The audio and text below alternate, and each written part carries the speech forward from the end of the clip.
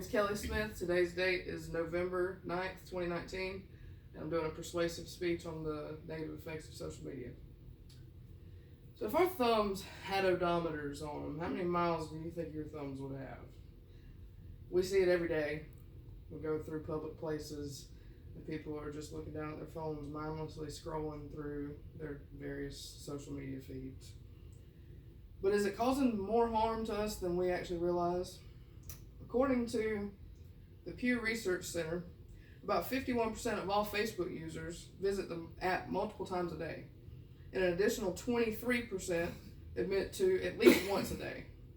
They also state that there are a large number of users in all demographic and age groups, which lets us know that if there is a problem, it's going to be a very far-reaching problem because it affects all kinds of people.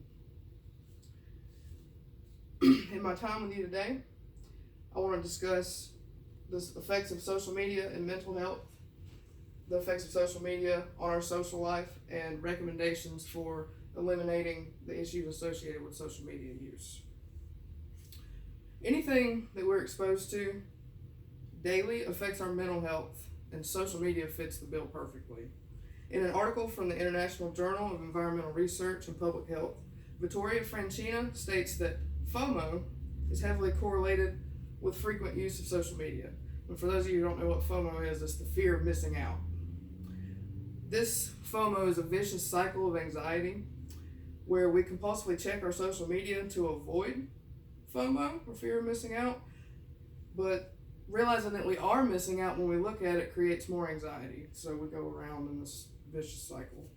A study in the European Union states that 28% of users who frequently access social media reported psychological distress on a general health questionnaire. The users in the study reported lower life satisfaction in general and higher levels of anxiety, which indicates that this compulsive behavior is negatively affecting our mental health. The inherent nature of social media can lead to internet addiction. Likes and comments that we receive on the social media are positive reinforcements that make people feel good, but it's easy to become addicted to that affirmation where we constantly check to see who's liked or commented on our posts.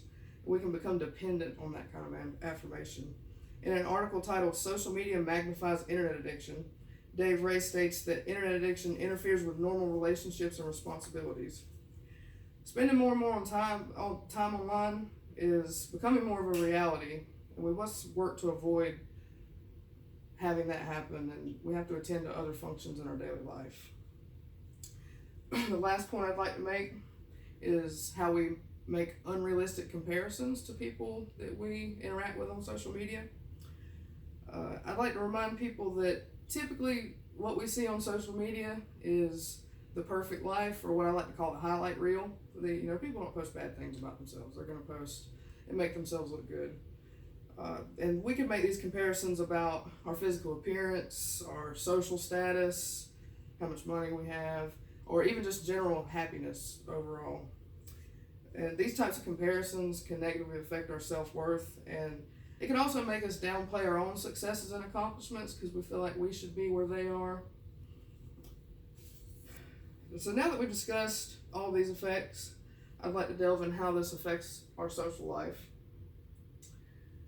The displacement hypothesis, supported by a study completed by Philip Glasser from Massey University, explains how frequent use of social media increases the likelihood of social isolation.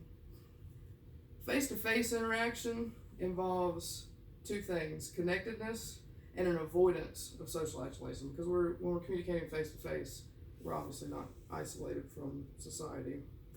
So connectedness is supported in both the online and real-life relationships, but connection on the internet does not fulfill the desire for close relationships. Relationships in person are genuine and have substance. Online, they can be more phony and shallow. Shallowness does not allow for building these meaningful relationships that we need. So knowing the negative side effects on social welfare, I'd like to close with some suggestions for mitigating these effects. The effect of social media is ultimately up to the user. FOMO, fear of missing out, must be actively managed, and one of my suggestions for that is to dedicate at least one day a week to what I like call unplugging, where we just don't use any sort of social media at all. This can help to keep us from having those feelings of wanting to compulsively check every week, every day. We also need to avoid making comparisons. Like I said, everybody's posting their highlight reel, and we can't compare ourselves to that realistically.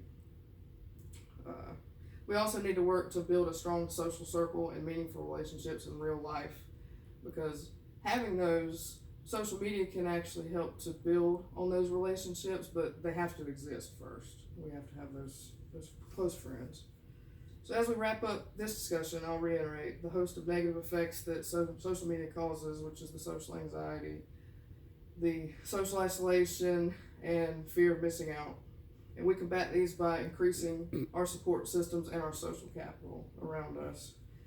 And as the old saying goes, an ounce of prevention is worth a pound of cure. So I hope this has raised awareness for everyone here today and left you prepared to prevent the negative effects that are associated with social media. So now I'll let you get back to running up the miles on your thumbs.